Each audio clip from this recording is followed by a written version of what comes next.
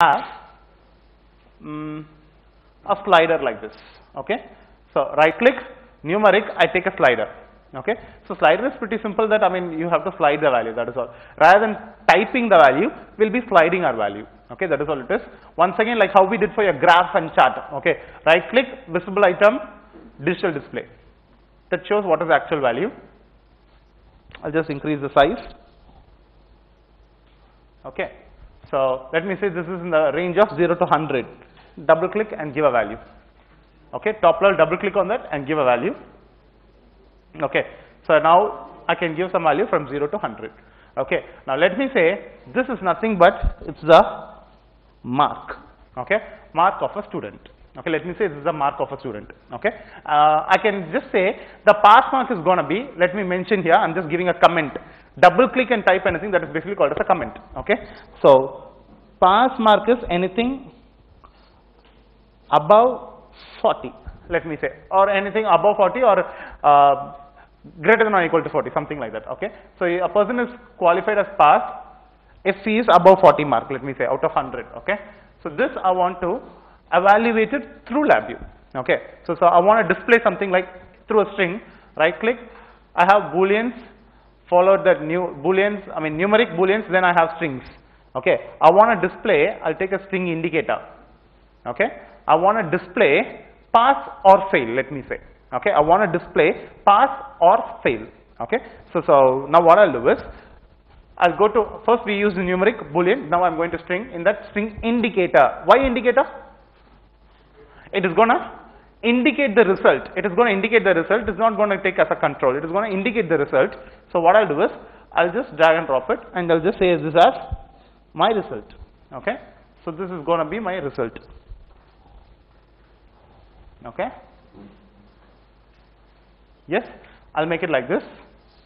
This is going to be my result. Simple. Okay, now what I'll do is, if needed, I'll just zoom in, so that will be more. Okay,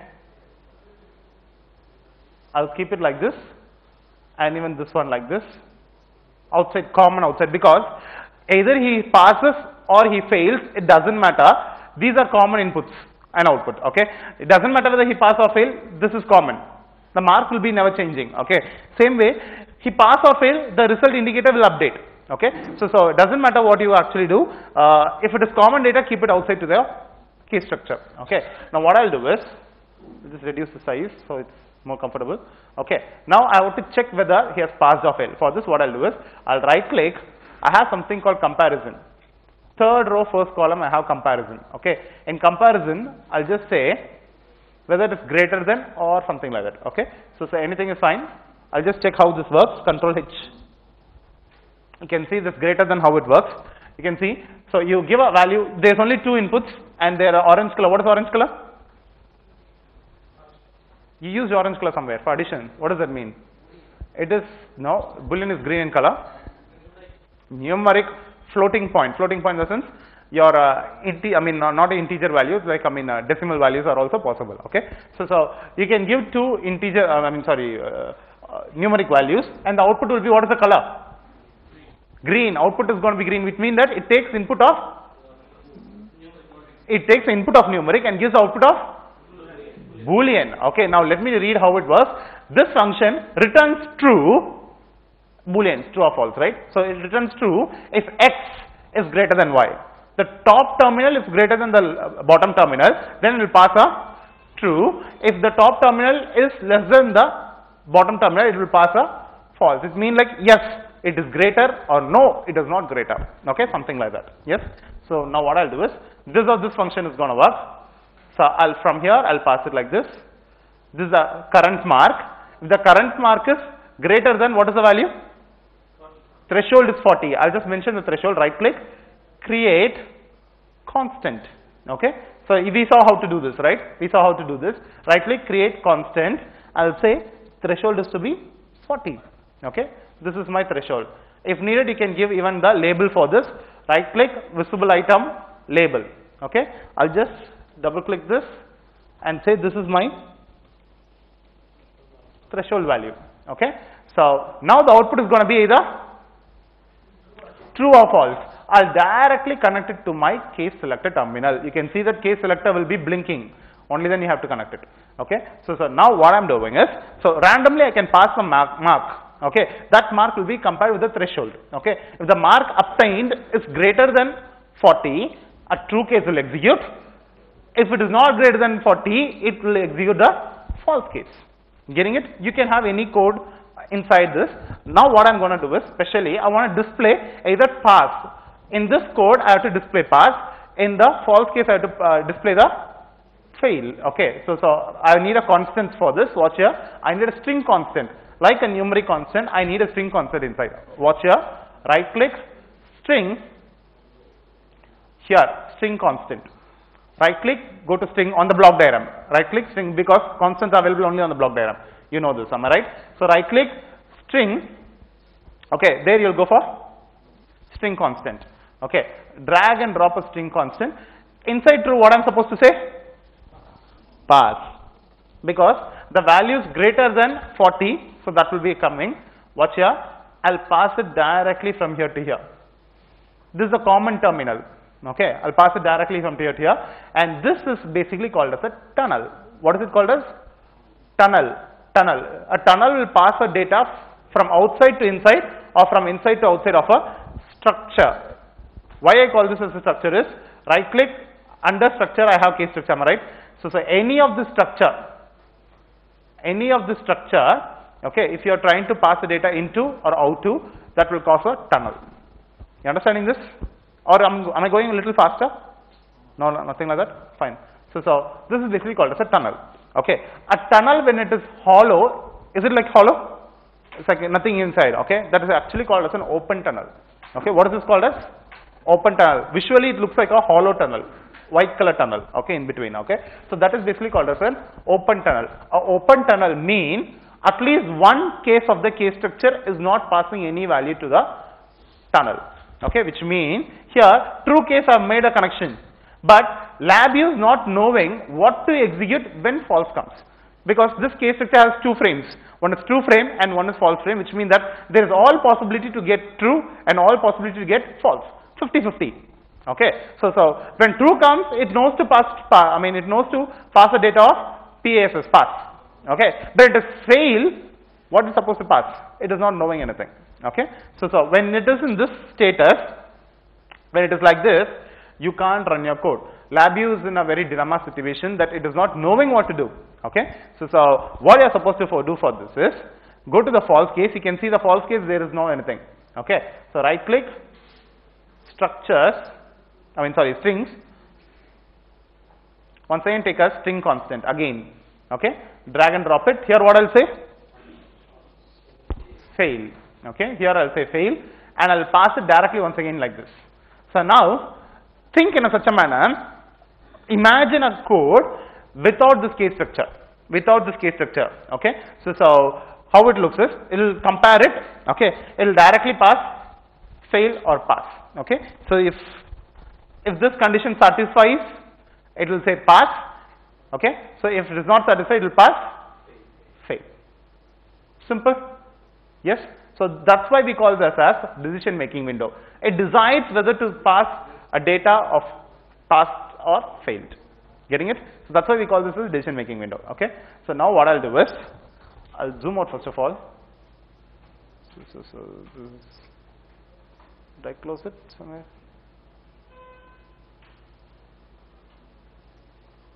Okay. So this is visible for everyone. Control T. Okay, so I'll close this also. What I'm going to do is, I'll run it continuously, or we know that we can put a while loop for this, because I showed you from now you're not supposed to run the code continuously. Rather what we will do is, we will put the entire code under a while loop like this. Yes, and to stop this, create a control. So this stop button will control the while loop like how we did it before. Okay, so this will stop the code. I'll keep it like this. And when you use a while loop, what are you supposed to use? Good. We have to use a wait millisecond. Okay, so wait millisecond. The reason is, when you use a while loop, your CPU processor might get dumped. okay, might get, completely depleted of resource, okay, at least for that reason. Give a delay, it can be 100 or even 10 or any value which is a positive number, okay. Don't give a very big number, it will take some time to execute the output, okay. Don't give a very big number, okay. So now what I'm going to do is, I'll run this code continuously, not needed because I've used the while loop, so I'll not run the code continuously, so I'll run only once. It says the mark obtained actually here is, as per the mark obtained it is 0, so it says it's failed, okay. So I'll increase the mark. He has scored nearly around 37 or 38, okay. That's the advantage of going for programming languages. Usually, if I say 39.9999, okay, if I say this value also, right, it is considered as fail. 39.9999 will never be equal to 40, okay. So actually speaking, if I make 40 also, right, what will happen? It says fail only because as per the condition. 40 is greater than 40? No. So false is passed. I'll just highlight the execution for your understanding. Okay. So here you can see 40 here, 40 here. 40 is passing, 40 is passing. It is asking if 40 is greater than, if I use greater than or equal to, then it's fine. But now it is only greater. Okay. So 40 is equal to 40. 40 is greater than 40? No, they are equal actually. So false is being passed. So false code is executing. What is the value passed is? Fail. Getting it? Yes? So now what I'm going to do is I'm going to increase the value somewhere above 40, 54 point some data. Now you will find, I'll zoom in again. Now you will find 54.29 is the mark obtained as per my simulation. Okay? So 54 is greater than 40. So true will be coming out. You can see this function is now changing. This function has changed the output. True is passing. So true frame is executing. What do we have in the true frame is pass. Okay, so pass is being moved out. Simple. Yes, that's why we call this as a decision making window. And you will find here it says pass. Okay, so randomly I make any changes, I bring it down, it says fail. When I move it up, it says it's a pass. Okay, getting it? Simple. So that's how we will be working with a case structure. The reason why I am going for a case structure is usually we will be using this extensively in any of your application development. Any of your application development, not hardware or whatever may be the logic you use. Case structure will be used extensively for most of the decision making items. Okay. So I'll just revise this, how this is being made. Watch here. So this is basically a case structure. Okay. Case structure will basically have two frames by default, true frame and a false frame. Okay, by default will be showing a true frame. You can click on this button. You can see a drop down symbol, right? A drop down symbol. Click on that. You can select false. Okay, you have to go to the particular frame and do two parallel codes. You should have two parallel codes. A code here and one more code here. Same like this. You have one code here and one more code here. Okay, so you'll be doing two set of codes. Okay, one will be stuck to the true case. One will be stuck to the false case. Okay, so depending upon the case selector, this is case selector. Okay, this question mark is a case selector. Depending upon the case selector value, this one I mean, okay, depending upon the case selector's value, okay, so you can make it, simulated, or you can do a comparison and you can pass it. It's up to you. Okay, you can put a constant or control there and you can do whatever you want. Okay, so depending upon this value, either true will execute or the false will execute. Depending upon that, either true or the false is going to get displayed. And I want this to happen multiple times, so I put on a while loop with a small delay. Okay, very small delay. This is, with that I'll just create a control for my stop button. Getting it? Simple? Yes? Try out this. So this is how we'll be evaluating a pass or fail of a obtained mark. You can even try doing many more things with this. We'll be showing it. But as of now, we'll just start up with hardware. We'll just start up with hardware because I think most of the items have been taught to you. Except one or two, I'll be doing it. Arrays are there, we'll just do it later.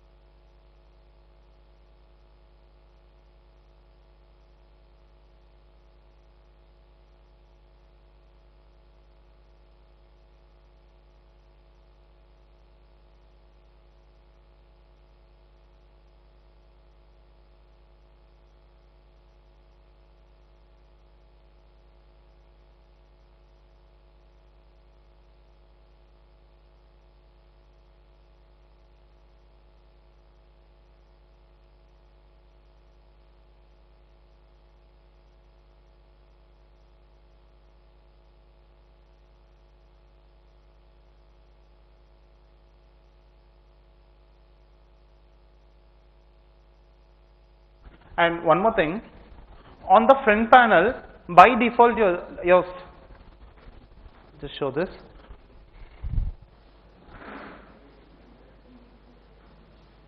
Okay, by default, this will work from 0 to 10 only.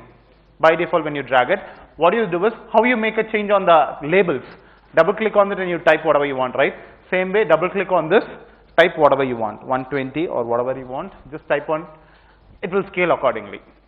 Okay, so and I think you know how to create a label, visible item. That should be easier.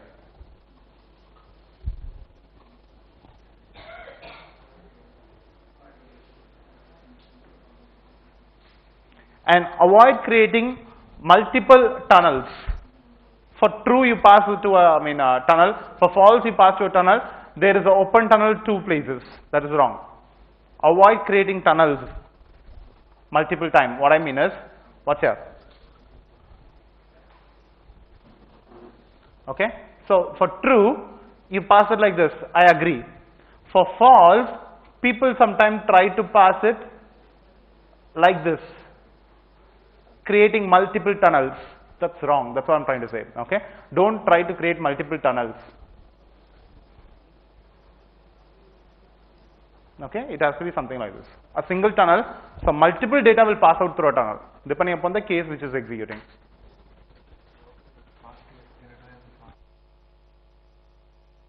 And one more thing. Here, this is the one which is actually doing the condition checking. Okay. On the front panel, this is just for a reference. It's a comment. Okay. It's not needed. The comment is to make you people understand. I'll double click it and type whatever I want. Okay. I'll just say hello. It doesn't matter what I type here. Okay. So it's just a comment to make you people understand what is I'm trying to do with. The reason why I type that pass is greater than is the reason, the logic. I want to display the logic what I'm trying to involve. That's the reason I say pass is greater than 40. Getting it? Just for your understanding. Actually, this is not doing anything here. Don't think this is the logic I'm trying to develop. No, this is not the logic I'm trying to develop. It's a comment, free label. Okay. So this one is actually the comparison I'm doing. Condition checking. Getting it?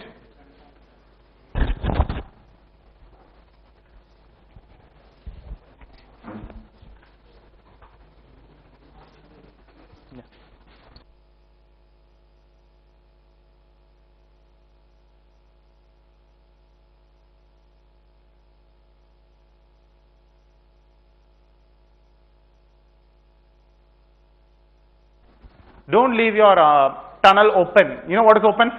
This is actual closed tunnel. It will be in the exact color of your wires. You can see wire is pink in color. Your tunnel is also pink in color. Okay. If you leave unwired in any one of the case, which means that here in the false case we have connected it. In the true case, let me say I have removed it. The true case, if I leave it, this is an open tunnel. This is basically called as an open tunnel. Okay. Open tunnel means at least one case of the case structure is not wiring any value to that particular tunnel. Okay. Labview is not sure in case if this particular frame executes, Labview is not knowing what to do. Okay. That's the error. You can have error here. You will find error. If I read it right, you will find this tunnel missing assignment to the tunnel. If I read it, case or the even structure, it can be any structure, do not have anything wired to the output tunnel in one or more cases, which means that at least in one or more cases you are not done the wiring.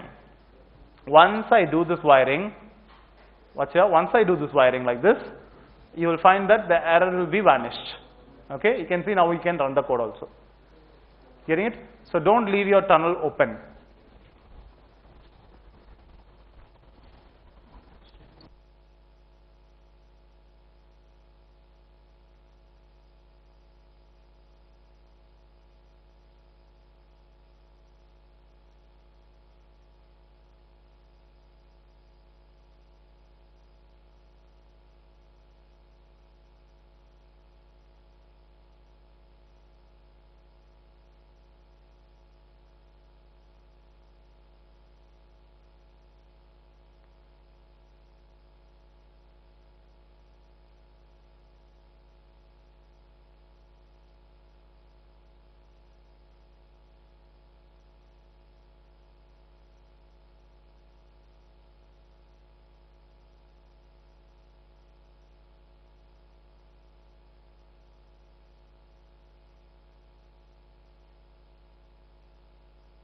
just distributed right now. I think it's off.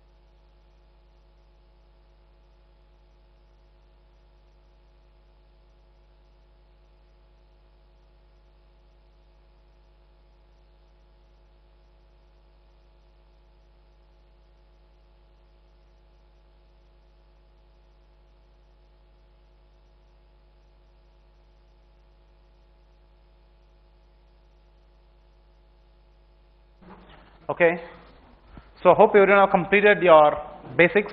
So let me just brief what are the basics we have learned. We just learned the environment of Labview, which means that what is control, what is indicator, what is the front panel, what is the block diagram, what is the palette available on the front panel, its controls palette, functions palette. We just went through all these things, and after the environment we just went to a basic numeric program of addition of 2 numbers and addition of 3 numbers with controls with constants. We were trying to work on that.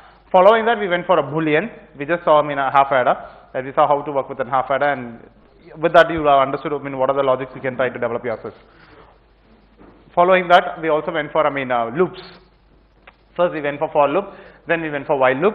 Following the for loop and while loop, we directly went for what is case structure, and we saw a small brief examples of using a case structure, for loop and a while loop, and also we saw what is a random number generator. This is all we have seen. Okay. Now I don't want to waste much time on basics, frankly. If any other basic is needed to be clarified, okay, during the hardware session, I'll be trying to crack them one after the other. Let me say if I try to use one new item, I'll be explaining you why I'm using it, how to use it, and everything. The basic information I'll be just trying to provide you all. Okay, so that's how I'm just going to do now. Okay, the hardware which is being handed over to you is basically hardware named as MyRio. Okay, first of all, talking about MyRio, I just want to explain the family of NI hardware. If I call NI hardware,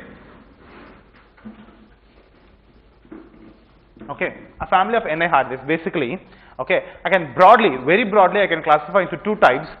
Number 1 is a DAC, and number 2 will be a RIO. If I classify very broadly, okay, apart from that, a pure NI hardware I'm talking about, a pure NI hardware, not the third party hardware or something which is available in NI's market, not that. Only the pure hardware or genuine NI hardware, right? They usually fall under either DAC family or RIO family when I just try to classify them very broadly. Okay. So when I talk about a DAC and a RIO, basically the one which are going to work here is going to be a MyRio, which falls under a RIO family. Okay, that is actually falls under a RIO family. There are other RIO family members, I can say in that way, okay, like C-RIO, Robo-RIO, okay, SB-RIO, Window-RIO, and then MyRio. These are different types of RIOs we actually have. The one which is of IOT feature will be your MyRio. Okay, so which with IOT feature will be MyRio. This is more compact compared to any other RIO, frankly speaking. Okay, compared to any other RIO, this will be more compact. It looks like a walkie-talkie, actually speaking. Okay, for the new person who are using for the very first time, right? It actually may look like a walkie-talkie, very little broad walkie-talkie. Okay, so appearance-wise. Okay, following this, there are other DAC systems in NI family, DAC systems like MyDAC, CDAC, okay, PCI cards, PXI cards, and everything fall under into a DAC family because they are just acquisition cards. DAC stands for data acquisition.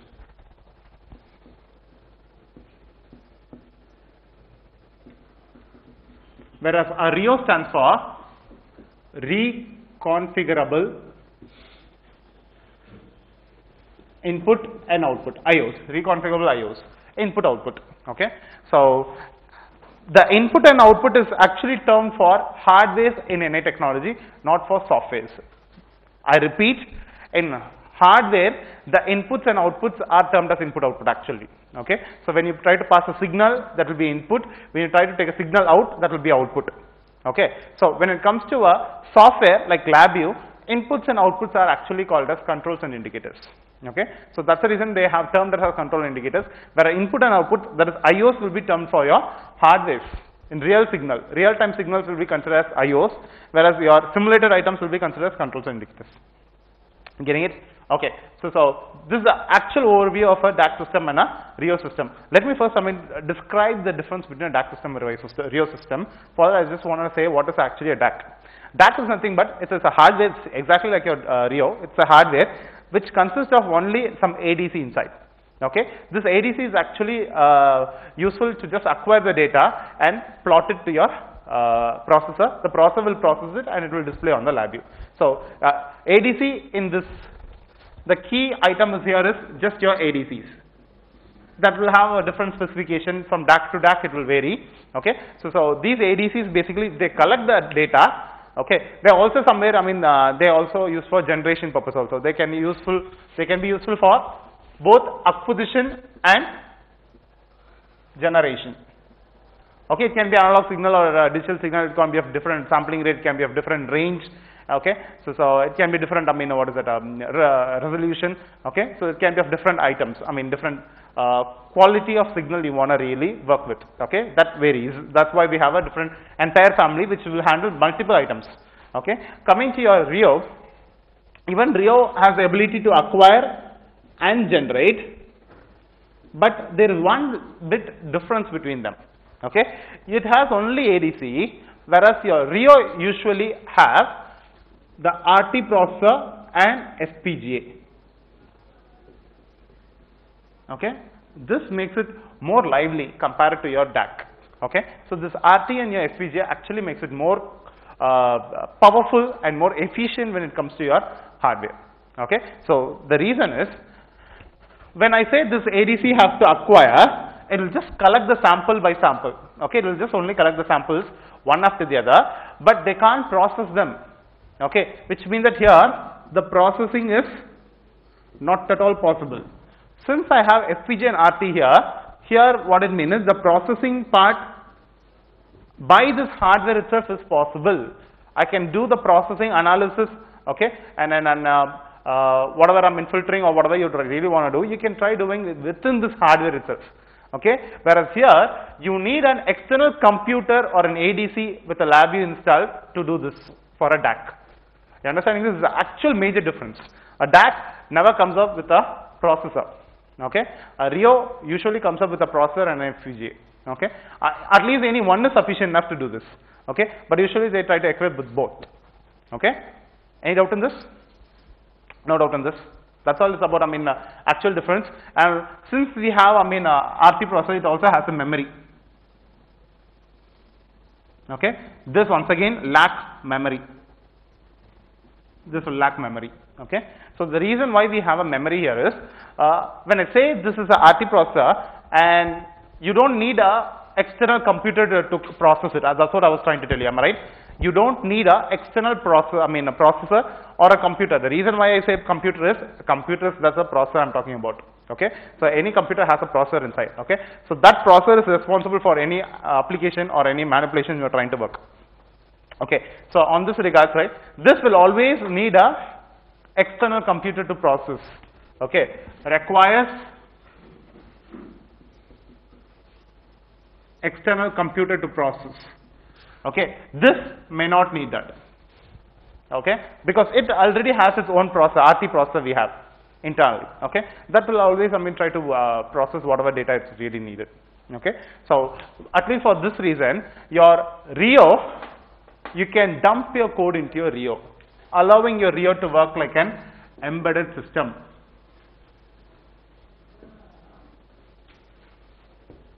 So whenever you use a RIO, trust me, you can go for your embedded applications. Okay, whenever you go for a DAC, no, you can't go for an embedded application because it doesn't have a processor to make decisions on that particular application which you are trying to develop in embedded system. Okay, fine. You can also make it through FPGA. You will know that when you use FPGA, it will easily turn into a high-end embedded system called as VLSI design. Okay, this will turn into a VLSI design. I'll come to this in depth later. Okay, so I'll come to that in depth later. As of now, I'm just not trying to do this. So that's the reason. Basically, your RIO is basically called as an embedded system. RIO is basically an embedded system. That's why you can see a student's embedded device. This is, I told you, this is the most smallest and the compact RIO NI has produced. Okay, so this actually frankly speaking, other RIOs like C-RIO, series actual RIO, which is available in NI. Okay, that's called a C-RIO. C-RIO stands for compact RIO. Okay, compared to compact RIO, the number of ports, number of channels, the sampling rate, and also the resolution, everything is less compared to this. This is edible for academic students' project implementation, and to some level also it is good for your PhD projects if you really want to implement. Okay, but frankly speaking, for industrial purpose, right, this might not serve much. Okay, when it comes to acquisition, powerful acquisition and generation. Okay, but this will allow you to apply IoT. Okay, this will always allow you to apply IoT. Getting it? Yes, this is the actual overview of the family members of NI hardware. Okay, we will be not concentrating anything about your DAC system. That is actually out of scope as of now, and we don't have any hardware here also available for having a hands-on for your DAC. Okay, we'll be concentrating only on RIOs now. Okay, so here let me try to recollect what are the items I told about a RIO, and now I'll just be more specific to my RIO. Okay, basically I'll just try to use the slides also. Okay, so my RIO is a portable reconfigurable IO. That's why I was saying it is a reconfigurable IO. Okay, device that the students can use to design, control robotics, mechatronic systems and IoT. That's why I told you this hardware has something beyond the scope of IoT. Frankly speaking, it has many more things it can do, but we are going to concentrate only on IoT, and moreover, frankly speaking, to learn a particular hardware from NI, at least it will take 6 to 7 days, frankly speaking, to analyze all the information about this, or if I want to spoon feed you also, right, it will take more time. Okay, so we'll be concentrating only on IoT. So allowing you to understand only the IoT concepts, not much of this, but I'll be trying to work with robotics and mechatronics by developing some application, because IoT anyway I have to develop an application and convert it into IoT system, am I right? So for that I'm planning to do a robotics mechatronic designs if possible. Okay, even control, yeah, I'm trying to do it. Okay, so I'll try to add some examples accordingly in a small level, not a very big level. Okay, because we don't have much time to spend on development phase. Okay. Okay, this is actual overview of the RIO hardware. I would like to use a board.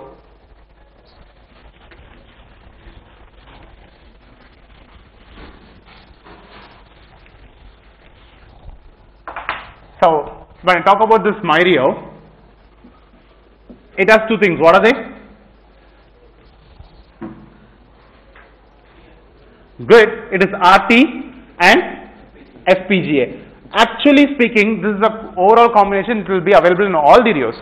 It will be available in all the RIOs. But in my RIO, RT and FPGA is combined together, called as a Zinc processor.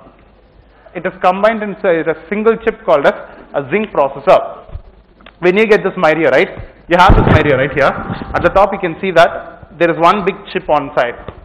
Okay, you can even see on the hardware, inside the hardware also you can see there's one big chip that will be named as Zinc, ZYNQ. Okay, the processor is 7010 processor we have. Okay, so this is a processor we really have inside. Okay, so that will be serving for both. You can see here Xilinx Zinc 7010. Okay, this is Zinc. This Zinc consists of two things, comprises two things: RT processor, okay, and also a FPGA processor. Getting it? This is what I was trying to tell you. So your RT and FPGA is combined together as a Zinc in your my RIO. So actually speaking, it has both. It has RT processor, it also has FPGA, but visually it has only one chip. It comprises both internally.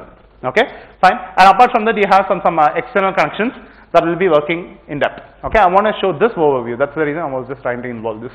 Okay, and also if you see, there will be a bus connection between them. There will be a bus connection between them, which I will be trying to cover when I try to talk about the architecture of a programming. Okay, so I'll be covering it. Let us now get in depth. Okay, so fine. Okay, this is very important. Watch here. So my RIO provides analog input, okay, analog output, digital input and digital outputs also, which means that you can acquire analog signal, analog signal, both even your digital acquisition and generation is possible. Okay, so you also have audio and power output in compact embedded device. In this compact embedded devices, in this we have all these information. Okay, the reason why they call compact is, with all these features, it is a very small hardware which will allow you to do IoT, mechatronics, embedded system, everything together. Getting it? Okay, actually that's the reason, usually people like NI hardware. They are very compact, very they actually speaking, they are very efficient too, frankly speaking. Their accuracy and everything is really good. They are industrial materials, that's the reason. Okay, and also it connects to the host computer over USB and also wireless. This is very, very important, frankly speaking. The reason is this is what allow you to do a IoT technology. Okay, whereas this is not possible through normal DAC. This is one of example of a DAC card. Okay, this is a RIO card which we will be working. This is a DAC card actually which is available in the market. This is basically called as my DAC. Okay, what is the advantage of going for a RIO compared to a DAC? That's what is being listed out here. Getting it? Okay, so you can see here, this is the chip you'll be finding. As I told you, this is the chip you'll be finding. This is a Zinc 7010 processor, and apart from that, you have some user defined LEDs, and also you'll be having, sorry, okay, you have some user defined LEDs, stator LED, push button at the bottom, and also your Wi-Fi button at the bottom. What I mean is, if you take your MyRio,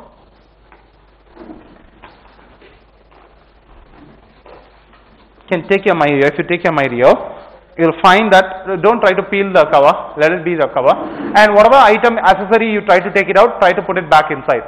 Okay, whatever you try to take it out, try to make sure that you will not miss anything, put it back inside. I'll instruct you what you are supposed to use and when to use and everything. Okay, if something is not useful, try to not to pull it out. Okay, fine. Okay, so here you can see at the bottom you have a Wi-Fi button and a button 0. Okay, so apart from that, you also have a power LED, status LED, Wi-Fi LED. Okay, so then LED 0, 1, 2, 3, and 0, 1, 2, and 3. Okay, 4 LEDs we have. Okay, these are all programmable LEDs. These 4, 0, 1, 2, and 3 are programmable LEDs, and button 0 is also programmable. Okay, which means that you can, rather than using an external LEDs, you can try using them. Okay, so we'll be trying to use this first, then we'll be trying to do that other things. And also at the back, if you see, it also has an accelerometer. You know what is an accelerometer?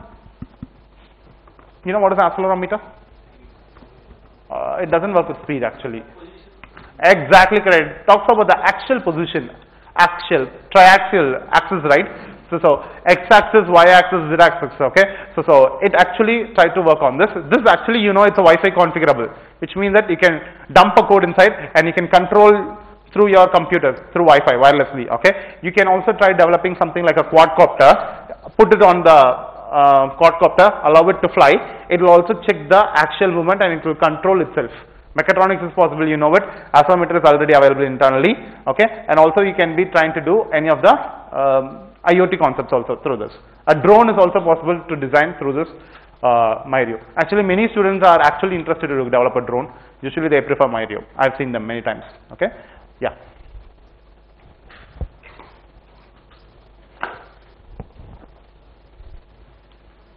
Okay, you can see that there's a onboard, accelerometer, as I told you. Okay, here if you see, sorry, here you can see this. It was showing the. Here you can see, sorry. So power you have, then status LED, whether it is ready or not. Then it is going to be your Wi-Fi button. Then programmable user-defined LEDs, programmable LEDs, and then at the bottom base we have 2 buttons. Okay, that is actually being this out here. Okay, it says that we have a push button and a Wi-Fi button we have. Above that, we also have your onboard accelerometer. Okay, we have onboard accelerometer. Okay, moving to next, we also at the top we have we have power supply for this Rio. You will be connecting your adapter 12 volt supply. If you really want to make it, portable, you want to make it portable, you can use your batteries. Okay, you can use your batteries, 12 volt batteries with 1.5 amps, 1 to 1.5 amps. Okay, now you can use the adapters through your plug sockets. Okay, so I'll be trying, you'll be having that inside. I'll do it. And as you see in the previous, okay, in the previous here you can see that the host, it can connect to the host program through USB and wireless. Okay, so in case if it is connecting through USB, this will be the cable. Through this USB connection to the PC. Okay, if you want to do it through USB, you'll be using this port. Okay, so apart from the power supply, this is the USB port. This port is actually for external connection. Let me say you have a camera. Okay, you've seen 3 idiot movie where they lighten up a drone and it will capture everything, right? So let me say you want a USB camera to be attached to this. Okay, so you can attach that here. Okay, so it's for external hardware, hardware connection to the MyRio, because the processor, right, it can connect many more hardwares also. Okay, fine. That is all about the overview.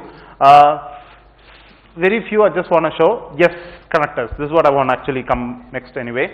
There are 3 connectors available in your MyRios. There are 3 connectors available in your MyRios. At the front side, you have something called MSP connector. MSP stands for Mini System Port. This actually my area has two connectors. Okay, so it is MSP connector and MXP connector. Okay, so the one which is on the front side with audio jack, you can see the audio jack right here. You can see the audio jack. Next to your audio jack you have, your MSP, right? So that is basically a mini system port. Okay, in other words we term it as C connector. In other words we term it as C connector. MXP actually stands for Myrio expansion port. Okay, and once again we have two A and B on the rear side. Okay, you can find A and B. Okay, so these are two different different types of ports we have. Totally how many ports we have? How many ports we have? We have totally 3 ports, A, B and C. You can see A port, B port and C port for all your connections. Digital in, out and analog in and out. For that purpose you will have these many connections. Getting it? Yes? Okay, if that is the case, maybe we can just start up. Is it boring? How many feel bored? You want a break? If you feel bored, we can just have a 5 to 10 minutes break, refresh and come back. Because I think after the lunch, I think I'm a little theoretical, I believe. So if you want to refresh, just raise your hands, we'll just go for a break. We want to go for break? How many of you want to go for a break? And trust me, it's I take a call. Trust me, I take a call because it's my session. I can overall find how many faces really or not. Losing focus. Okay, I can see many people. Okay, that's the reason I'm just forcing it. I'm insisting it. Do you really want to go for a break? Did I ask from morning? Did I ask? Now I'm asking. The reason is I feel I should break. If not now, think that session is going to wind up by 5 o'clock. Think your situation about 4:30 or something now from now. It's going to be really, really sorry for you. At least for that reason, I would suggest you to go for just 5 to 10 minutes break, not more. This is just for my,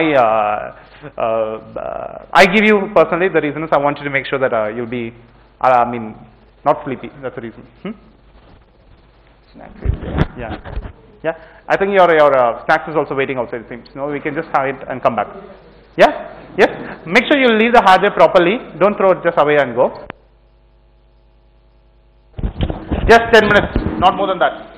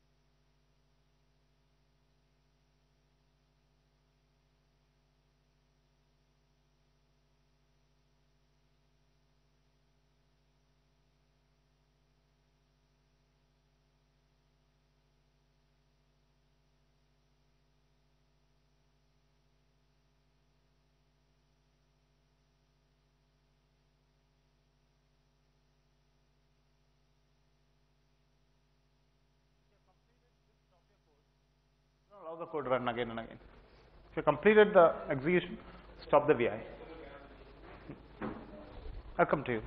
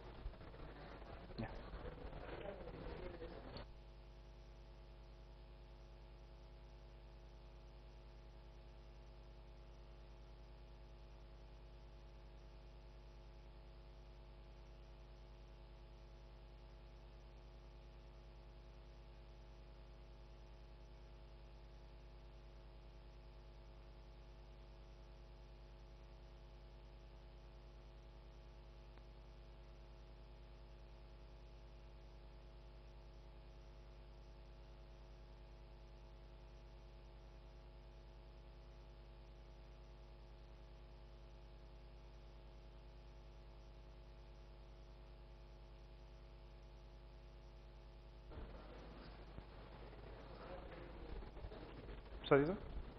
Nothing.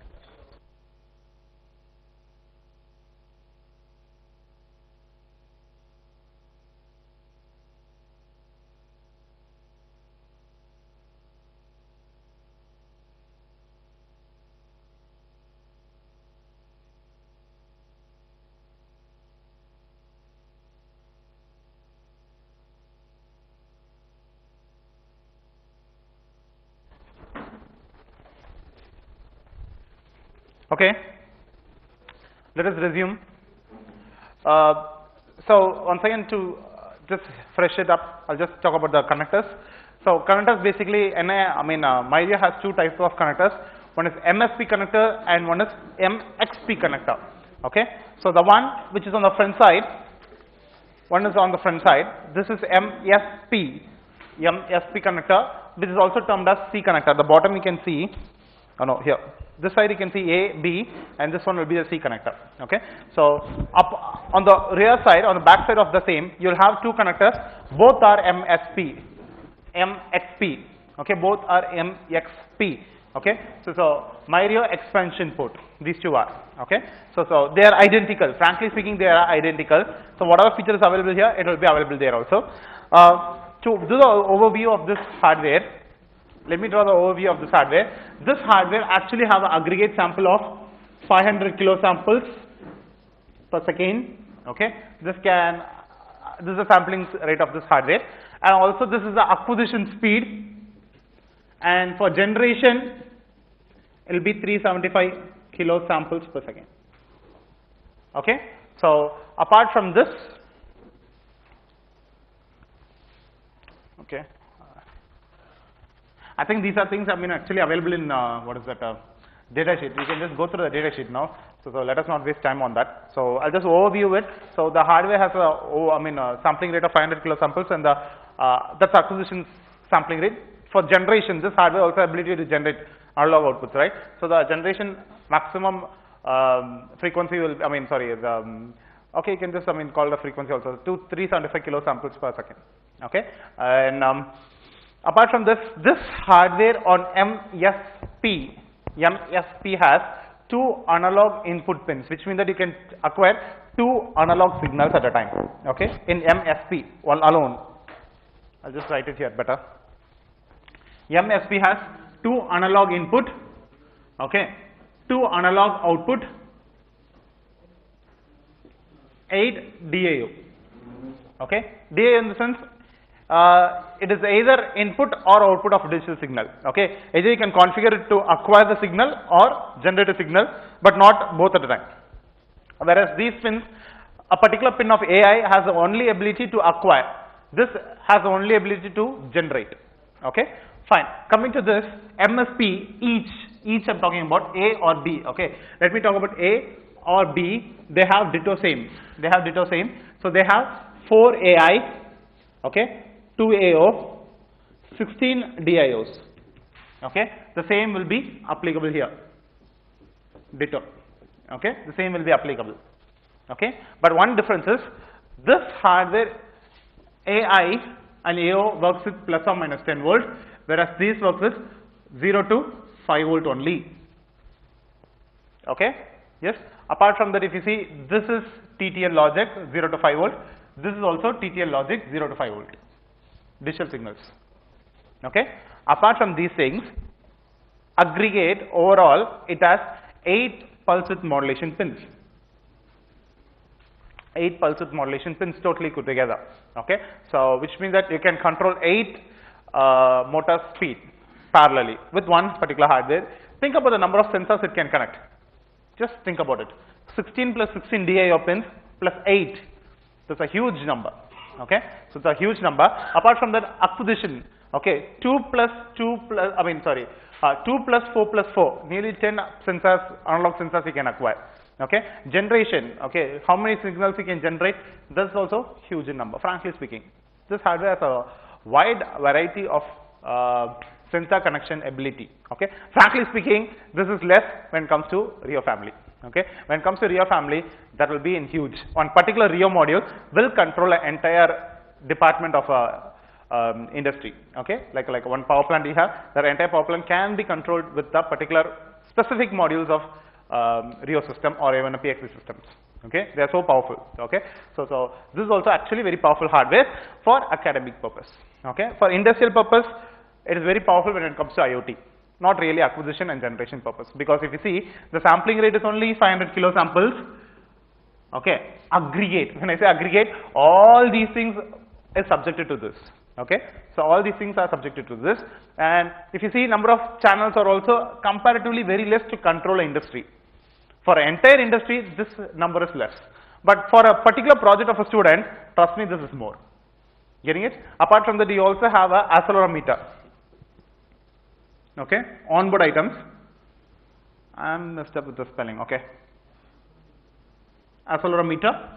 Then we have a button, a real button, and also 4 LEDs. Okay, these are the features which are available in this Rio. Okay, overall, this MyRio can connect to your computer 2 ways. What are they? USB or yes, exactly, USB or Wi-Fi. Today we'll be concentrating more on how to connect with USB, because we don't have much time, okay, to configure Wi-Fi. Okay, tomorrow morning we'll be trying to work with Wi-Fi. Okay, today I'll just start it. Any doubt in this? Okay, one more thing. First of all, we have to power this MyRio. I don't think so I have a power supply here. We'll just check.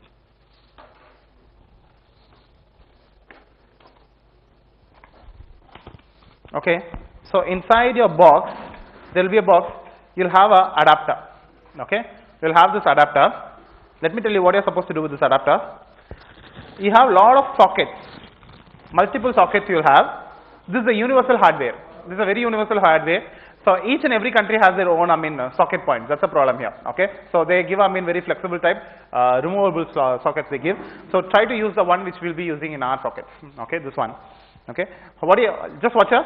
Just watch here how you're supposed to do. Pull this. There's a pull button.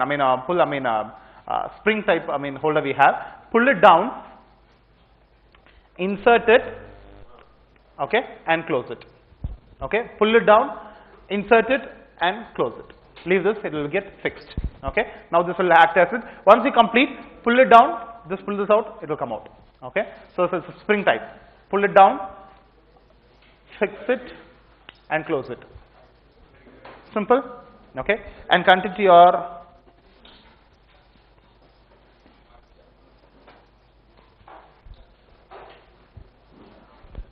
as of now. I'll just close these things.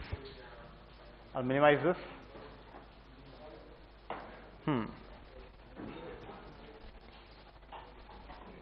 Okay.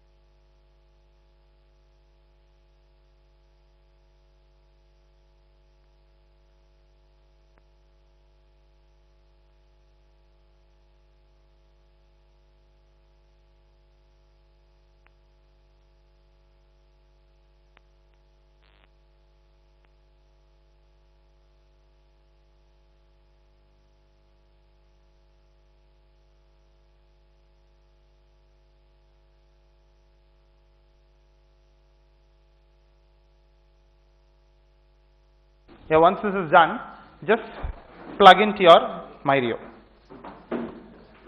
Power up your Myrio. Just power it up.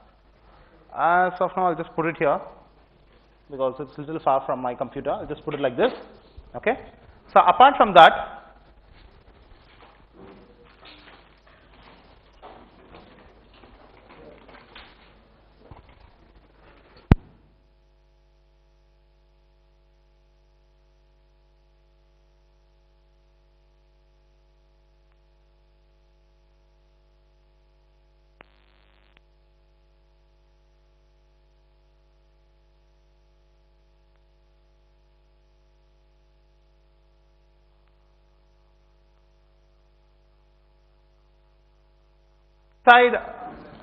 underneath your Myrio box, underneath this box, okay, you'll have a pouch. In this pouch, you'll have this cable. Okay, you have to break the seal. If it is sealed, just break the seal.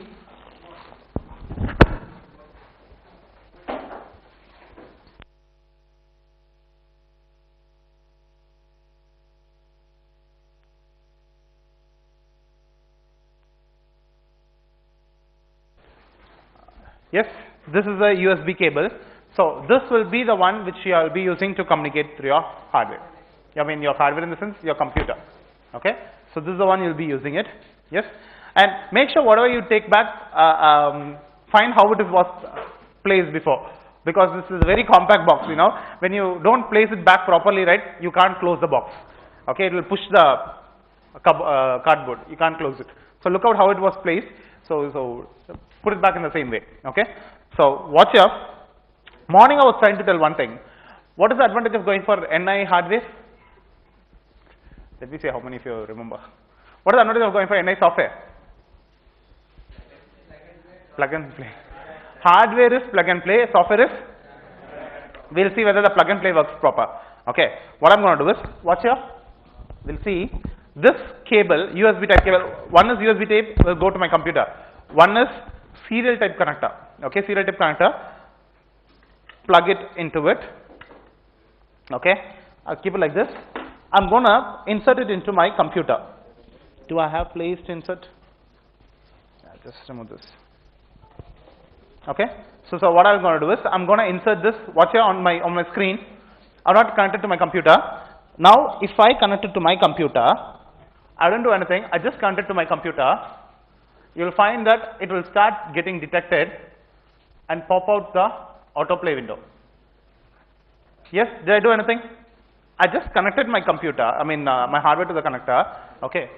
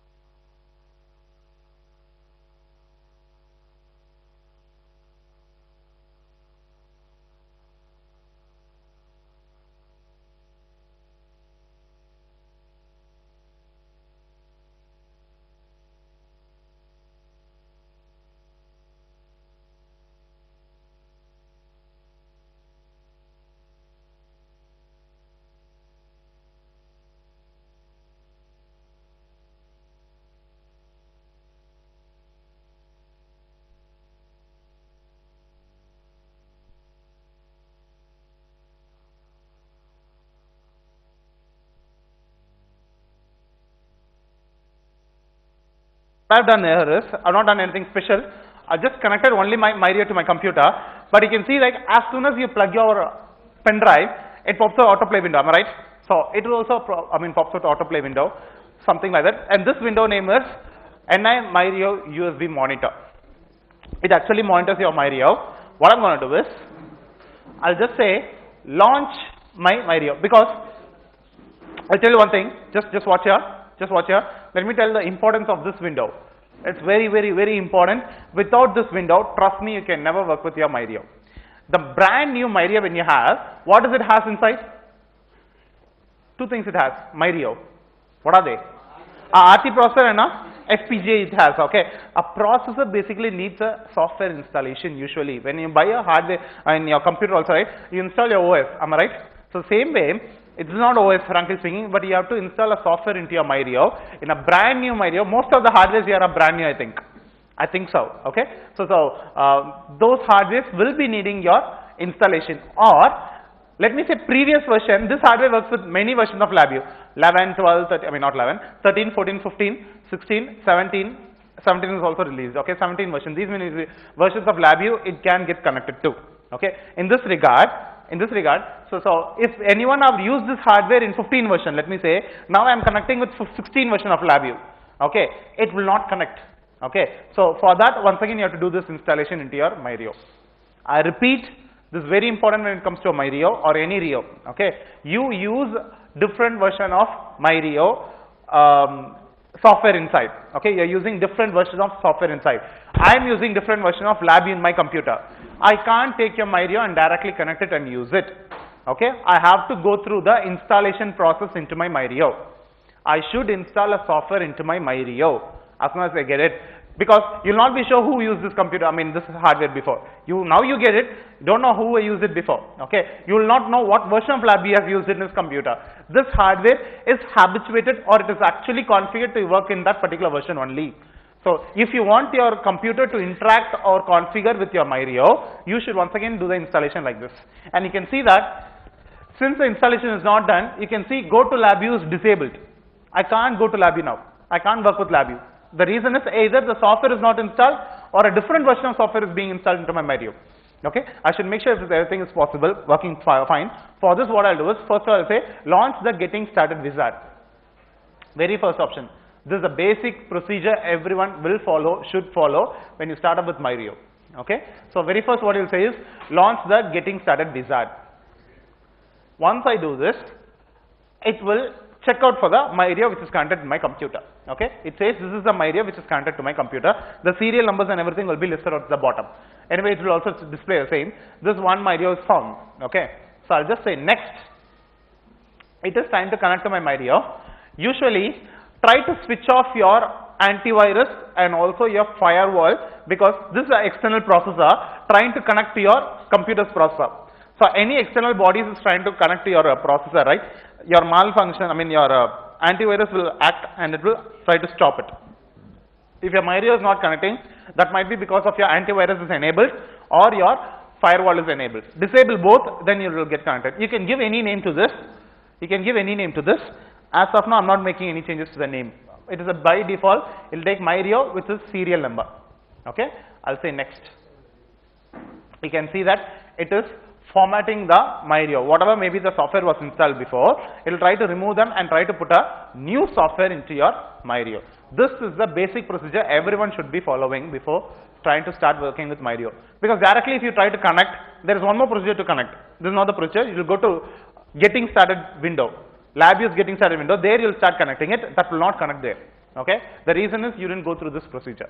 This is a very important procedure that you have to follow. Okay. There is actually one more way of installing Myrio into the, installing the software into the Myrio that I'll be showing tomorrow morning, not now. I don't want to show much things in a single day. Okay. So what you're supposed to do is connect your Myrio the very first time. You know whether it is properly installed or you don't know properly installed. It doesn't matter. Keep it as a mandatory. What you're supposed to do is go to that particular window, the particular window which pops out. There you have to say launch the getting started wizard. Okay. Once you do that, it will try to identify the Myrio which is connected, and if you say next, okay, it will allow you to install the software. Okay. So first try doing it, and there are only specific computer which has proper installation for Myrio, not all computers, because we had only 10 hardwares in count. So we have been installing only in a specific computers. So volunteers will be letting you know which are the computers there are. Okay. The first computer is done. Third computer is there. The fourth computer up there. So not this one, this side. There I think it's the third computer only, I think third or fourth, check it once. I'm not sure. I'll ask the volunteers to just try to help you out on that. Yeah?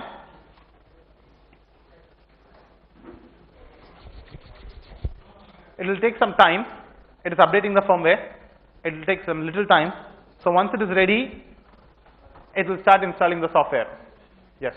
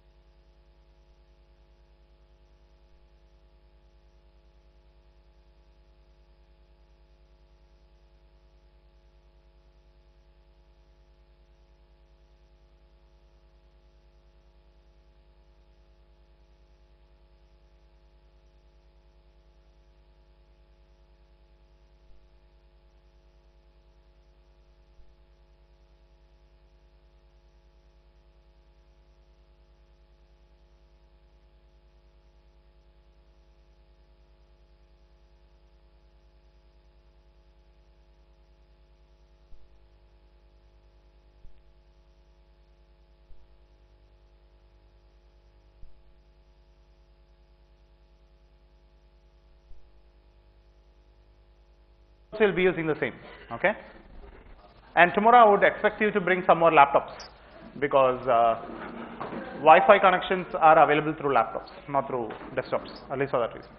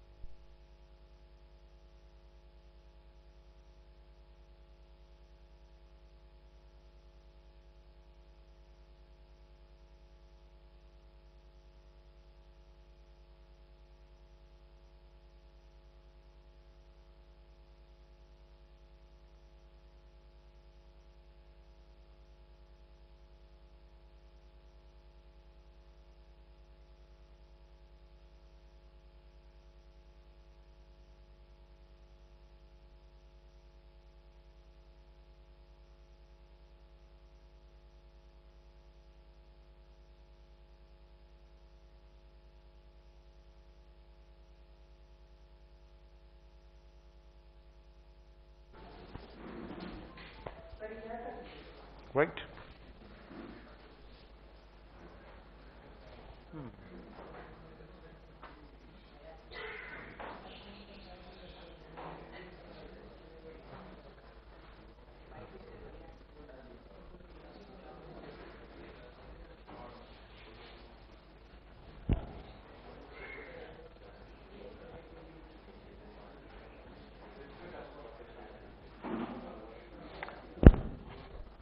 Once your installation is over, you will get this window. This window is very, very important.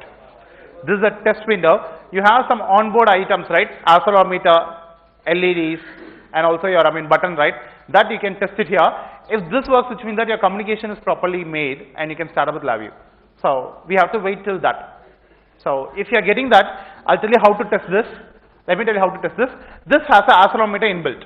Okay, you can see that this movement is x-axis, y-axis, and z-axis, and you can see there is an axial slider. There is a slider like how we use the slide, right? Same type of slider is available here, and you can see that 4 LEDs, configurable LEDs are there, and at the bottom we have one button. Okay, watch here. Without disturbing the connection, because now it is connected through LAN cables. Don't try to move it very ruggedly, because this is not Wi-Fi. If it's Wi-Fi, right, you can play around with it. So this, if you move very rugged, it might get loosened. Okay, so watch here. So you can see that my x-axis is moving. Okay, my y-axis, red color, is moving. Okay, you can see that. So the lateral movement is x, anal is y, and top to bottom is top view is z. Okay, x-axis, y-axis, z-axis, green is moving. Am I right? Okay, watch here. At the bottom I have button. I'll click button. That at the bottom we have a round LED that should glow. Can you see at the bottom? Above the next button. Above the next button, you can see the LED glowing. And also, watch here. Here 2 LEDs are glowing. What I'm going to do is, I'll move my cursor. I'll switch on this. If I switch on the button here, the LED here will glow. If I click on this, it will glow. I'll switch off all. It will switch off here also. According to whatever I do on my computer, it should reflect back in my hardware. Whatever I do on the hardware should be reflected back on my computer. So if that is happening, yes, your connections are properly established. You can start up with Labview. Okay. So check this, and software installation should happen in your area to do this. So once you are done with this, we can start up with Mario. Finish it.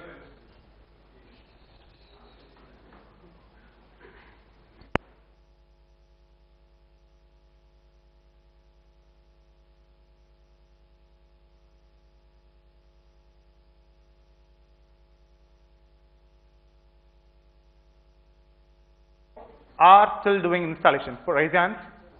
Okay. So 1, 2, 3. Okay, I'll just wait for 5 more minutes. It will happen within 5 minutes, frankly. So let us wait for them also. So it will be in a coordinate. Everyone will just work together. So let me not go faster. I'll just wait for 2 more minutes. You can test it whether the hardware is responding to your command through Labview. Okay. So if that happens, you can just start up with. But wait till that window. Don't do anything from this window. Wait in this window. I'll tell you what you're supposed to do.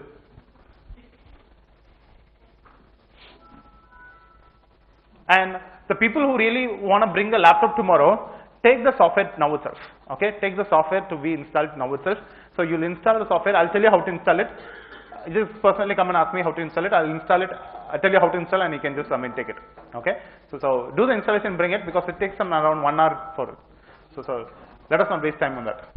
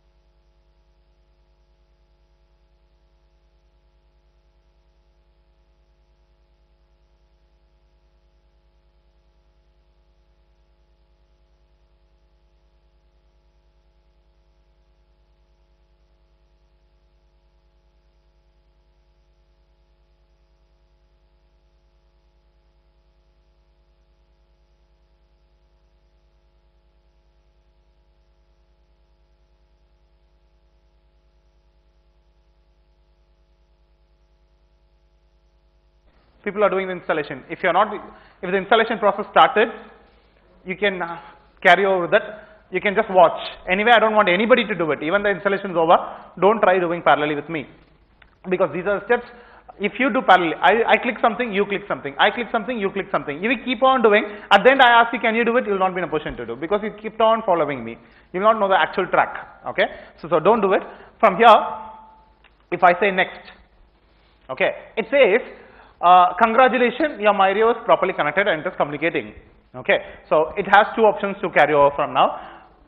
Second option is go to Labview 16. You can directly go to Labview 16, or there is one more option. Start the first project. The first time I'm starting with Labview, there is a proper procedure to start with your MyRio or any Rio. There is a proper procedure. So that will be opening. If I click on this, it will open the white paper how to connect it. Don't worry, I'm here to help you all. Okay, let us not go there. I'll go to directly to go to Labview. When I click that, you'll find your Labview will get launched. Okay, your Labview will launch. If it is closed, also will launch that. Okay, so once you finish that, you have to come to Labview. Okay, so everyone can be ready with Labview. If you have completed the installation, be ready with Labview. I'll tell you what is the procedure to connect your. As of now, it is connected to your your computer. The communication is happening to the computer. You are not done any programming for your MyRio. I'll show you what is the proper procedure to follow to connect your MyRio and start doing the programming to it. Okay, I'll show it. That little procedures are there to follow. Okay, that is all it is. Okay, this is not be little simple. Yeah, fine.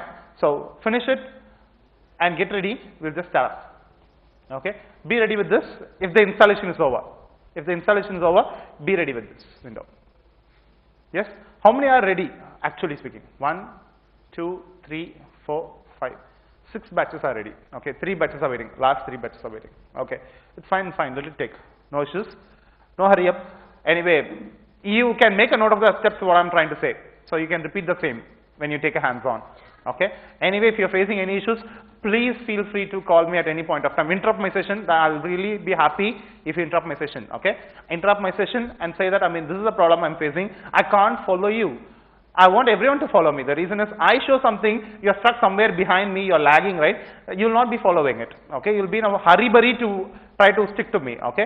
So meanwhile, you'll miss many things, okay?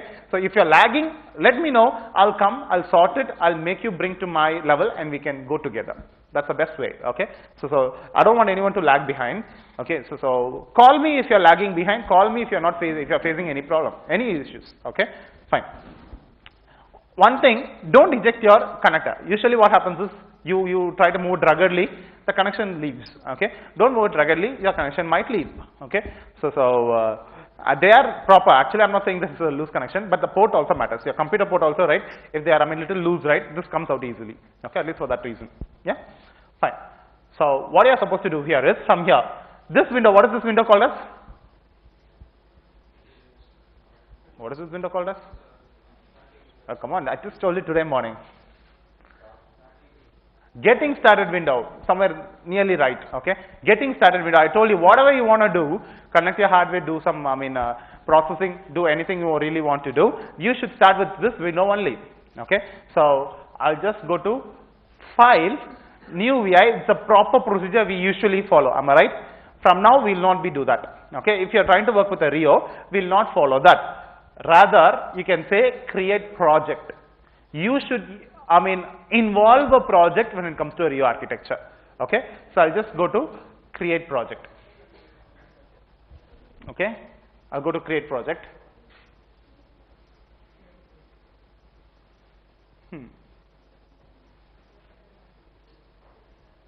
First time when you create a project, it will take little time. Okay, don't worry about that. Okay, it will take some time to initialize all the options and it's just to open. First time when you do that. Okay, fine.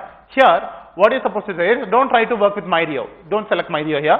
Say all blank project. Take a blank project and say finish. Select all blank project. Click on blank project and say finish. So in your getting started window, click on create project. Any problem?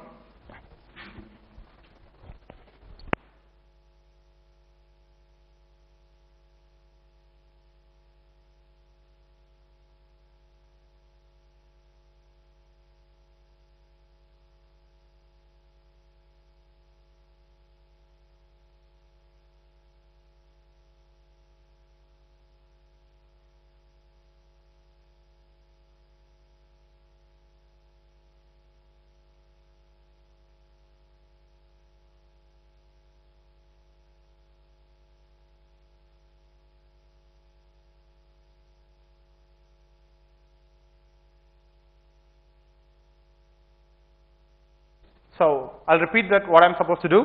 I can even close it and start from the first. I'll close it. I'll start from the first to repeat it. So you have a getting started window. Okay, getting started window. Here you'll say create project. Create project. In create project, you should have all and blank project selected and say finish. This is all you're supposed to do, and your Project Explorer window. This is basically called as Project Explorer window that will pop out. Okay, this is the place where you have to actually configure your MyRio. What you really want to do with your MyRio, that you have to configure. Okay, so here, is it done? Okay, till this, you don't want to do it. You can understand this, follow through it. Okay, following this, there is one big architecture I want to teach you. I'm not trying to work much on that. Very small thing I'll be teaching you.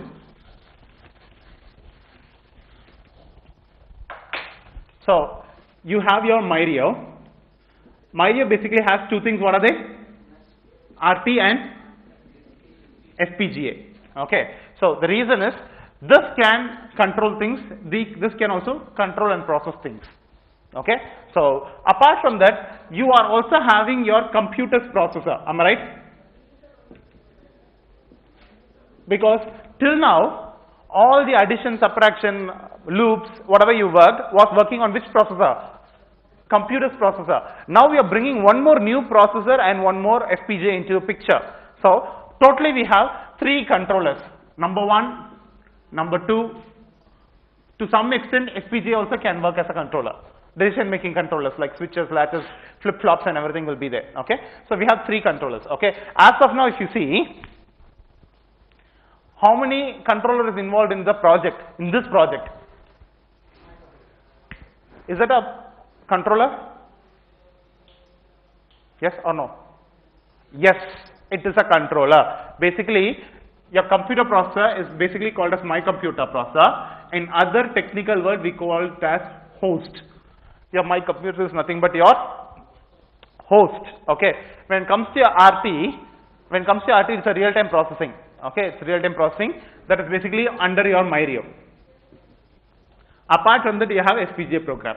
Okay, so if your program development you are doing, if it is controlled by your processor of your computer, it is called as host programming. Okay, if it is controlled by your MyRio's processor, MyRio as a processor, right, RT processor, if it is working under that, you have two words to call it. It is basically called as RT program. Okay, sometimes it is also called as scan interface mode. Okay, yes, there are two names. Usually when you work with MyRio, we call it as RT program. When you work with other Rios like C-Rio, SB-Rio and everything, basically we call it as scan interface mode.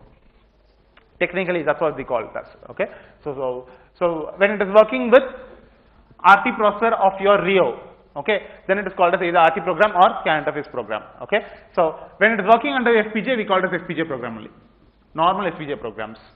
Okay, so I'm not trying to work depth on this. Okay, as of now, how many are listed out in your project? Only one will be listed out, and that actually will not have your MyRio listed out into your computer, because we need MyRio badly. We need this system badly. Only then we can start developing our IoT system. Okay, so let me show you how to do that. Watch here. In your Project Explorer, I'll make it bigger. In your Project Explorer, under your project, you have your MyRio. My computer you have. You should also list out your RT processor, also list out your FPGA into it. Let me show you the procedure to include your RT processor and FPGA into your project. This is a very important step. Okay, so without this, we can't try doing anything. Okay, right click on the project, new, target and devices. Okay, let me tell you the reason why they named us target and devices. Okay, when you right click on the project, to this project, you want to add something new, which is a device. A MyRio is a device, and it is also a target to dump code. Am I right? So it's a target to dump code and do the deployment. Okay, at least for that reason, right click on your project, right click on this project here, project, untitled project, right? Right click on this, new, targets and devices. Okay, so when you say this, it will list out the different types of Rios are available in NX system. You can see that these are different types of system we are working. This procedure is common for any Rio architecture, any Rio. Okay, so which one we are using? MyRio. So what you will be using is, I'll expand MyRio. If the hardware is really present there, just say allow here because the firewall is enabled. Okay, say allow. Okay, you can see that the MyRio is being listed out. Let me say I'm using some other Rio. If I'm using some other Rio like C-Rio or SB-Rio, let me say if I'm using a RoboRio, for example, let me say I'm using a RoboRio, let me say, if I expand this, if that hardware was available, it will be listed out there. Okay, so it will be listed out there. So you can select the particular hardware and you can start configuring it. Okay, as of now, I want my MyRio to get configured. I'll click on this. This is a MyRio which is present, and I'll say okay. And you'll find that it will start detecting the pinouts, chassis and everything, and it will get connected to your computer. It hardly takes 1 minute to do it. Now it just searches all the pinout connections, all the interfaces which is available, all the onboard LEDs, accelerometer, buttons, everything will be listed out and will be displaying here like this. Getting it? Okay. So actually speaking, there is a format for them. Okay. I'll just show what is it.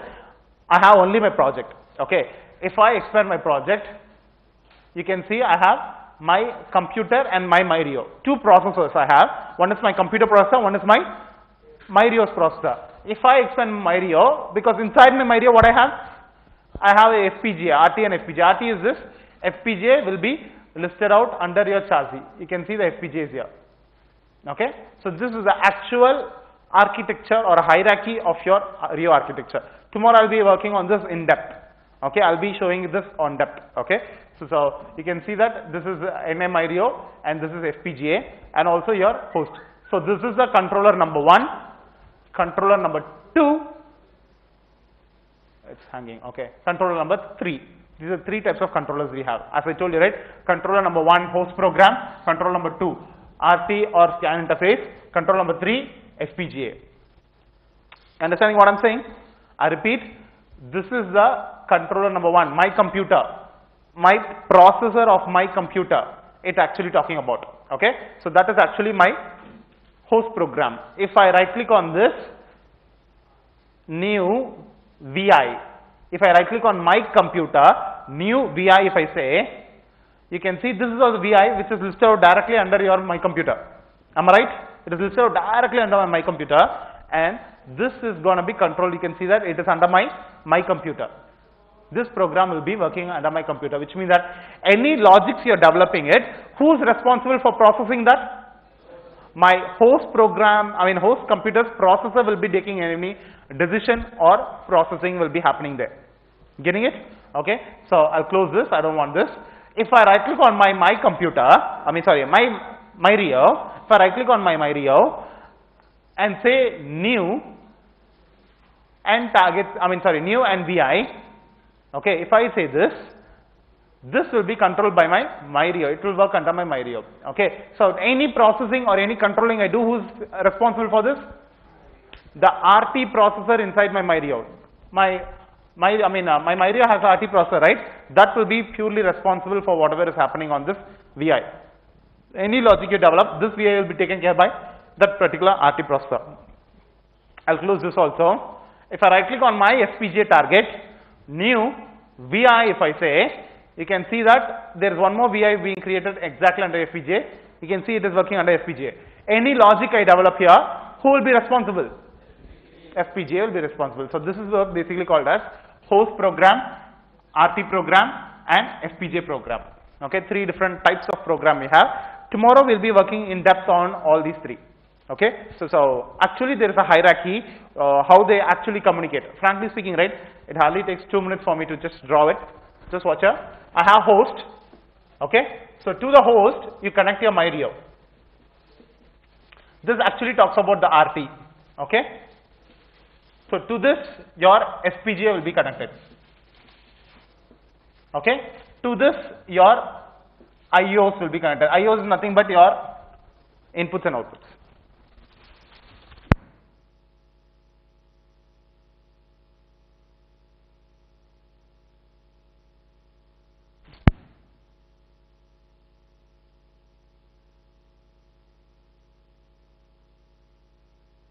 Okay, so your host will be communicating to your actual MyRIO, because through host you are taking a cable or a Wi-Fi, through Wi-Fi it is communicating. From here I told there is bus connection. You remember first when I was showing you RT and FPGA has a bus connection, I told you. So this is through bus connection. This is IO. IO is nothing but your sensor connections at the sides, connectors. Okay, so this will happen through connectors. Okay, so this is the actual architecture of your MyRIO that we'll be working in depth upcoming time.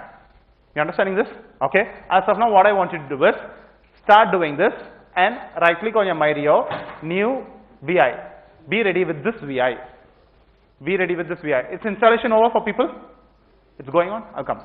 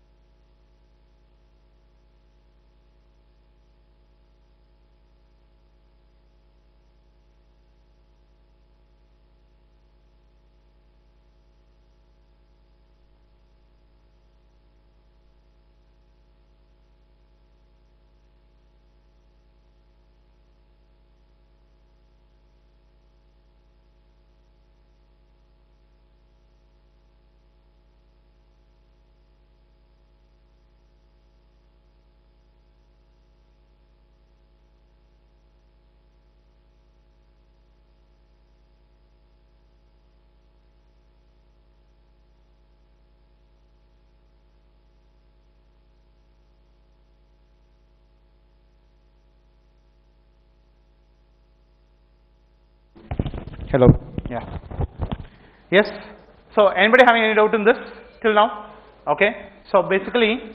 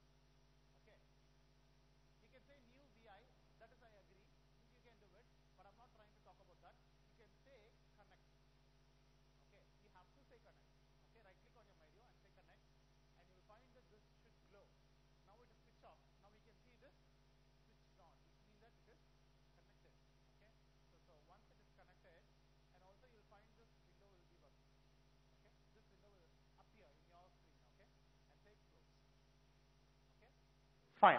Once it is connected, which means that now we are actually edible enough to start our program. Okay. Watch here. I'll right click on this. New VI. I take a new VI. Getting it? Control T. This zoom out. Okay. Control T. Keep it bottom here like this. Yeah. So this is the place. If you develop a logic in this, it will be controlled by RT, exactly right. It will be controlled by the RT processor because we are trying to right click on a MyRio, new VI. Now it is going to be working under a RT. Okay. Now let me try designing something. For example, right click on a block diagram, come to your block diagram. You will find something called MyRio at the last. At the last, you will find a palette called MyRio. And you will find this palette only when you try to do a RT or scan interface mode program. I repeat, if you try doing only under this, you will find this palette of MyRio. Okay? If not, you will never find it. Okay? So in this, you will find analog in, analog out. You know this MyRio has ability to acquire analog signal, generate analog signal, digital in, digital out, PWM, everything is available. Okay?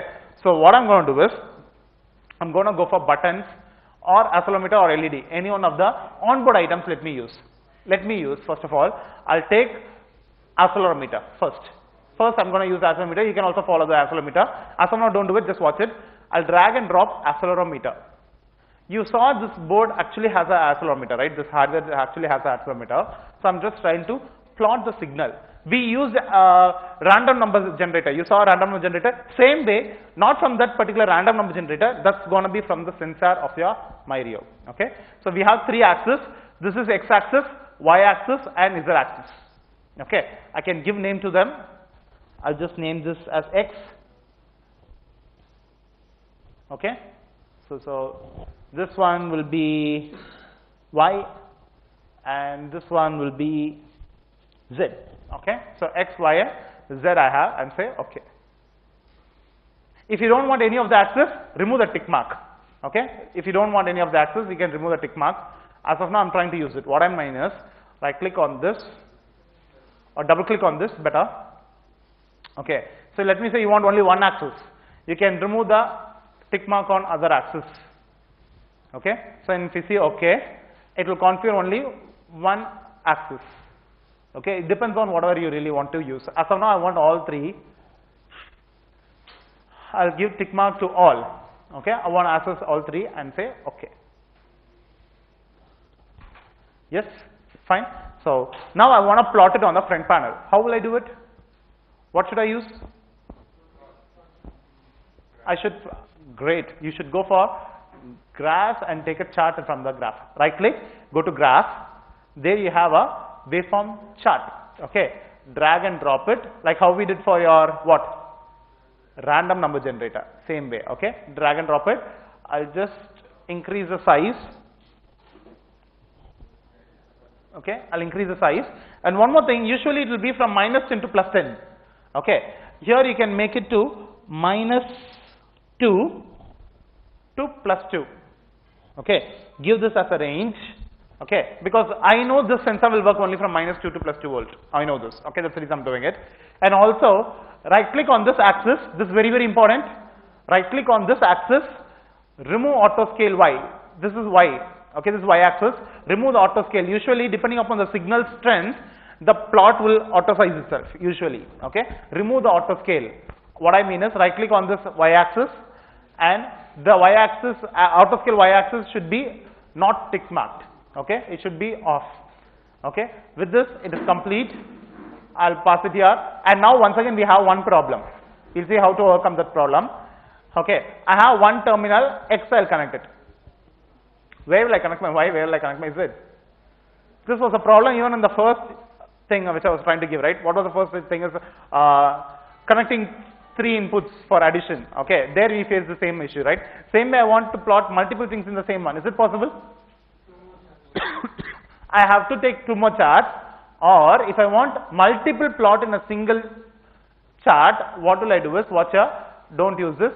This is very important. This is a new thing I'm just showing. Right click. We have structures, right? Right click structures we have. Next we have arrays. Next we have clusters. Inside cluster we have something called bundle function. Okay. Inside cluster we have bundle function. I'm going to bundle 3 signals together. Okay. So I'm going to bundle 3 signals together as a cluster. I'm just going to cluster them. Clutter them. Okay. Drag and drop it. Okay. Once again there will be one problem. X I'll connect. Y I'll connect like this. Once again Z I can't connect. What you can do is move your cursor to the bottom. You can like this.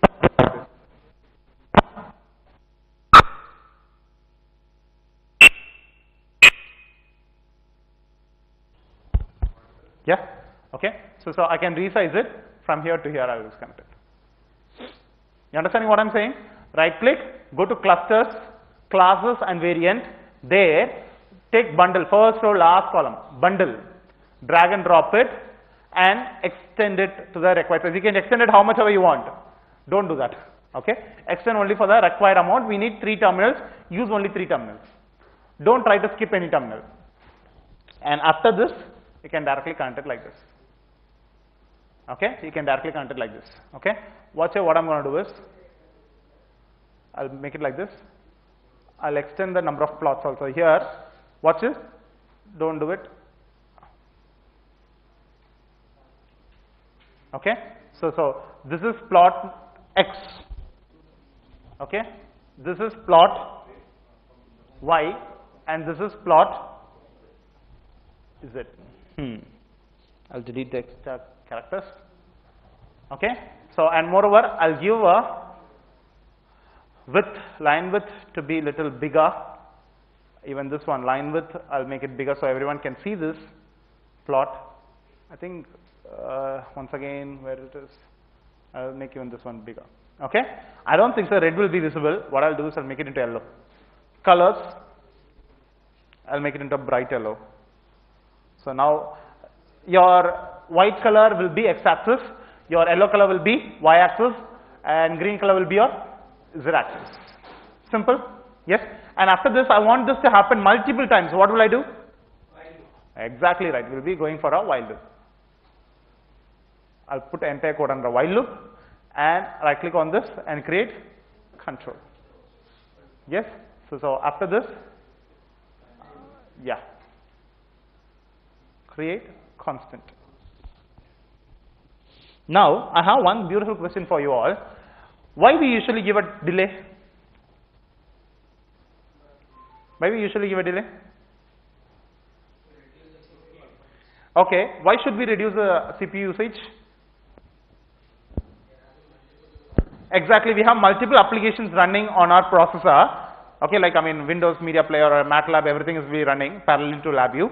So to avoid those softwares to hang, we'll be doing it. But this program is controlled by which processor? RT processor, is there anything running on the RT processor? You're downloading something? You're not doing anything, am I right? So you think it's needed? You understand my question? We put a delay on your host program where there are multiple applications running parallelly with Labview. Okay, now this process is dedicated for MyRio, only one application, frankly speaking. Okay, do you think you need this? Frankly speaking, it is not needed. Frankly, it is not needed. But even then, sometimes if you have multiple VIs, multiple loops in multiple VIs you might have, then also once again your code will hang. Okay, at least for that reason, it's fine to give a delay even in this one. Okay, so even though there is no multiple processor, there might be multiple tasks handled by this hardware, acquiring multiple sensors, controlling multiple speed controls of your motors are happening by this hardware, then it will once again hang, at least for that reason. Getting it? Yes. After finishing this, usually you have to save your program. Without saving the program, you can't run this. Okay. I'll do what I think is, I'll make it yet more bigger so everyone can see this. Okay. So I'll save this. File, save. I'm going to save this as accelerometer. Okay, so I'll just say okay, yes, I saved it. Once you save this, you will run this. Now you can run this. Okay, what does it say? It is, what process is happening? Deployment process is happening. Remember deployment. What does it mean by deployment? Dumping the code is basically called as deployment. Okay, fine, I'll just say close. Okay, is it working? It's working. 3 plots together. We'll check whether it works. I'll gently take it. Okay, I'll gently take it. Okay, so x-axis, is my white oscillating? White play, everything is oscillating, I agree. No, I'm not measured to just move it in only one axis. No, that vibrates anyway in other axis also.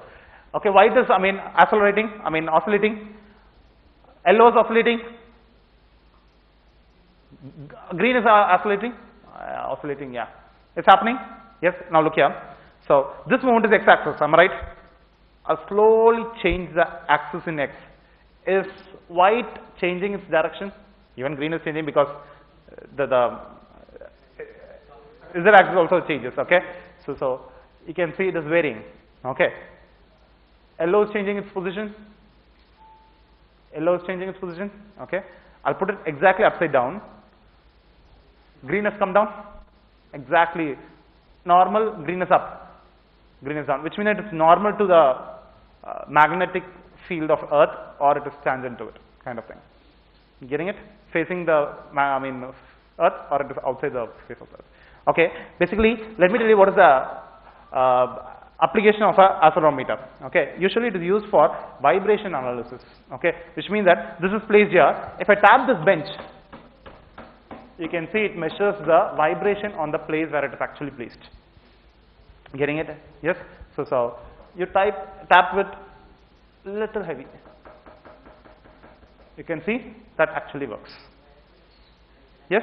So tap on that, gently on that. Don't bang it. Tap it gently. Okay. You can see the changes happening on the plot because the accelerometer has a sensor. This is an inbuilt sensor. We also have external sensors. We'll be connecting some in the future, and tomorrow morning. Maybe we don't have much time now. So try this. Take 5 minutes, 5 more minutes. Try this. With this we can wind up. Yeah. Try it out. You want me to show it again? How many of you want me to show it again? Great. I'll just show it again. What I'm going to do is I'll close this. Okay. You know till this. Am I right? You know, everyone knows till this. Right click on your MyRio, new, VI. Okay. Control T. First of all, you have to access the accelerometer. How you do it is, right click on your block diagram, bottom you have MyRio, there you have accelerometer. Drag and drop your accelerometer. Say what are the items you really want to use. Let me say I want only X and Y. Let me say. Okay. I'll just name this as axis 1 and this as axis 2, for example. You can name anything, variables, right? I'll say okay. Okay. So this will have 2 plots. This will have 2 plots. You have to bundle them. Bundle them. Go to cluster. Take bundle function. Okay, drag and drop it, do the wiring. Okay, so after wiring you have to plot it on the chart. Come to the front panel because it's a display, right? Display will be on the front panel. Good. So right click here. Okay, graph, take a waveform chart like how we did for your random number generator. I'll just say I want it to be from -2 to +2. Okay. Yes. So then right click on this and remove the auto scale. That's very, very important. Remove the auto scale. Okay. After this, from here to here, connect it. Okay. Then I want this to happen multiple times. So I'll put under a while loop with a control, and then also I'll put a very small delay. The usual procedure what we do. Yes, without delay also no problem. I can even show you without delay. Okay, without delay, right, it moves very faster. That is all it is. Okay, so after this we will save it. If you don't save it, what will happen is, let me show that also. First of all, I'll just make it color, width, I'll just make it bigger.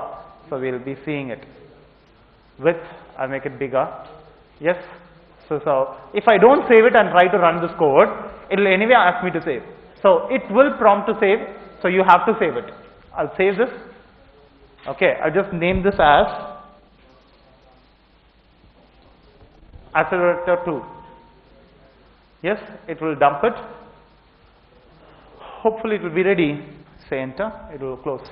Okay, you can see that it is working, but you can see how fast it is. Okay, it is very fast, moving very fast. You know the speed of the Labview, you saw the speed of the Labview, right? Even the random number generator, when you don't put a delay, it is working very fast. Same way. Okay, if you put a delay, let me show that also.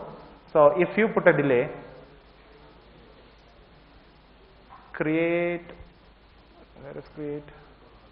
constant. Okay, so 100. Let me say I say 100. So now if I run the code, once again I made a change. It will ask me to save. I'll save it. I'll close it. Okay, even now it is working, but pretty slower. Okay, so x-axis, y-axis, x and y. Okay, it works. Getting it? Yes. If you are using external sensor, through this AIO pins, analog input and output pins, you will be connecting it. That is all it is. Getting it? Simple. Anyway, I will be just mailing these codes to you, but I want you all to have a hands-on. Try doing it. So let it keep working, no issues. Just have a hands-on on this. And I'll just move around, so we'll see if anyone is having any issues. I'll just come and sort it out. Yeah?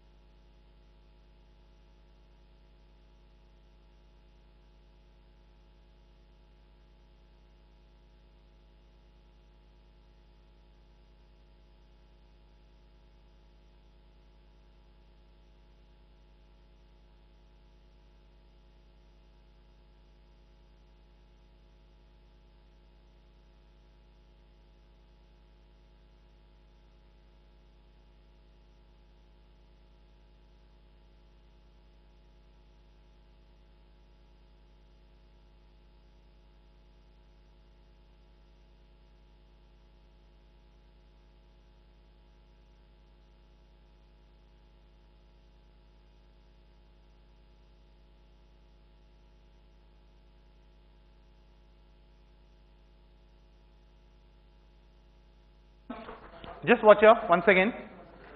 One thing, just be seated. Okay, let me say here, if you extend the number of terminals even by 1, if you extend it, you can see the broken wire will happen. Okay, so use only the required amount of terminals for your bundle function usually. Yes, number of axes, that's all we need. Okay, sorry. Okay, remove it, now you will be fine. You can use it. Okay, at least for that reason, it's very, very important to resize it to the required terminals only. You leave it anything empty, it will not work. Getting it? Fine. So try this. If you are completed, you can pack the bags. I mean your, not the bags, I mean the box, my dear box. Make sure you put everything back together. Actually, the number of plots is expecting is 4, but number of plots they are giving is only 3.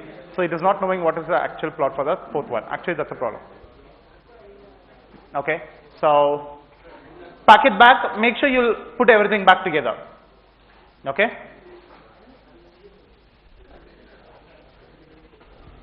Just go and collect the back boxes.